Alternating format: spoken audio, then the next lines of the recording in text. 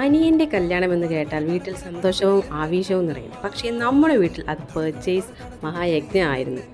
ആദ്യം പോയത് കല്യാൺ സിൽക്സിലായിരുന്നു. അവിടുന്ന് കുറച്ച് സാരി എടുത്തിട്ട് പിന്നെ പോയത് ഷോപ്പിങ്ങിലേക്കാണ്. ഇവിടെ സാരി സെലക്ഷൻ പോലെ അമ്മയും മേമയും ഞാനും ഒക്കെ ചേർന്ന് സാരിയുടെ നിറം ചർച്ച ചെയ്യുന്നത് കണ്ടാൽ തോന്നും രാജ്യസഭ സമ്മേളനം നടക്കുന്നതാണ്. ഇതുപോലെ ഓരോ വീട്ടിലും ഒരു പർച്ചേസ് കോമഡിയെങ്കിലും ഉണ്ടാവും. നൈനു ആകട്ടെ ഒരു സ്ഥലത്ത് അടങ്ങിയിരിക്കുന്നുണ്ടായിരുന്നില്ല.